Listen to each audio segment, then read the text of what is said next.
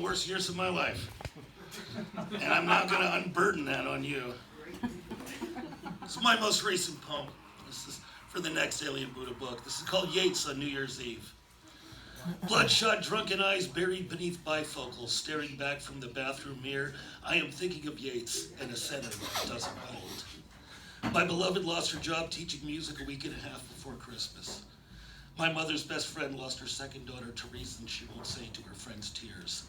My daughters haven't called in 2 days. The Falcon has been drunk all year. The Falconer is in a bathtub, wishing he still had his balls. Yeah. Working backwards, it's gonna get happier.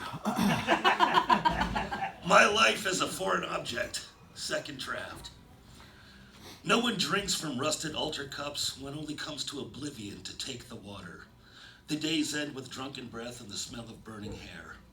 I am afraid of the dead wasps frozen in amber in the shape of her breasts. I am afraid of the blue horse of tomorrow's wounded dawn. My life becomes a foreign object, a rusty sewing needle pulled from my knee. The crow's dark eye as wet as a sidewalk on an October morning. A tiny universe inside my fist that is mine alone, and it is dying. All right. Here's a poem from my mother. This is called Luck and Change. I throw rocks at the window of my shattered skull, and black moths cover the ceiling fan like a hive without a queen. I was on a road somewhere, weak and using a saber as a cane. The stars were as loud as heart monitors in makeshift emergency laboratories. But there was a time you could pay for your dead daughter's coffin by trading the mortician her hair. A time was when luck was like a blind plow horse and work was learned in the muscle tissue like fingers on the guitar. You wake up one day and the garden is full of monks circumcising roses. Do you tell the police or tell the landlord or simply tell your mother? Yeah. All right. Let me get to some of the as you all know, I'm losing my job. The job I've had for 30 years. You didn't know it, now you know it. I worked the same job for 30 years. And I got a bunch of poems that were written. I'm losing the job, but I had to work one night every weekend of my night off this entire semester. So 6 days a week that I have to work, and then I go home and let me see. This is called Is It Too Much to Ask? Working overtime for a month of Sundays and driving home at 2 a.m. in the crazy thick fog, not able to determine if it's inside or outside of the car. The high beams blind, laughing ghosts and Chinese communists floating along the center line. I will be half drunk by 3, numb to the drone of the news and wishing I was Dylan Thomas, dead inside the Chelsea hotel with a body of work that would outlive the rumors he had lost it. Yeah! I like that. I'm trying to find one that I've dedicated to my boss. Oh, here's one. Yeah, this is called A Drowning Man Will Grab the Edge of a Sword.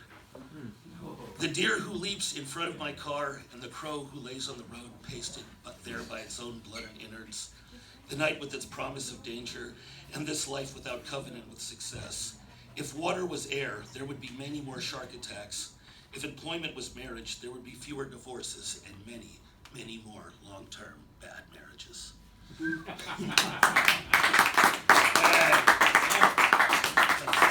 Is it getting happier? Do you want me to get happier? I mean, you can. I just asked you. I'm making sure I was. All right. This is. Told you, worst year of my life.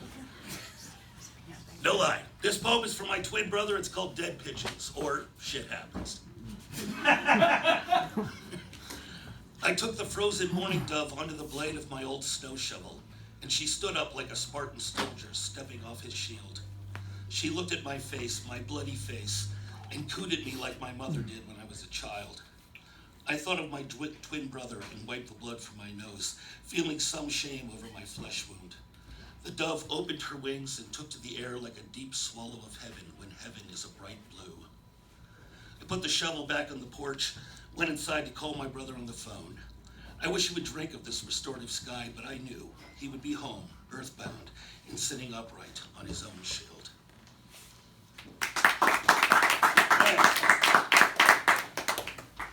Two more and I'll get at your face.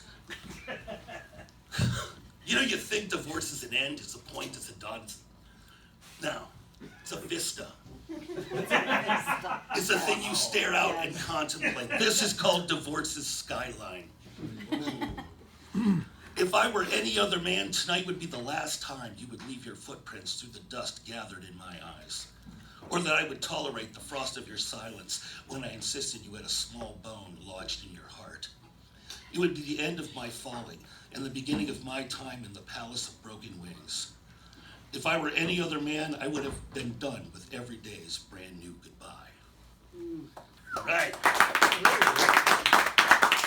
And on a happy note, this poem is called Buying Toilet Paper. It is so necessary as to be sacred and as touched by folk wisdom as the task of choosing ripe vegetables. There is a genius in keeping food and toilet paper in a thin abundance that raises faith with want, ensuring that faith always wins. I have 3 daughters and a live-with girlfriend, and I cook for all of them, and the toilet flushes constantly without any tears. Thank you.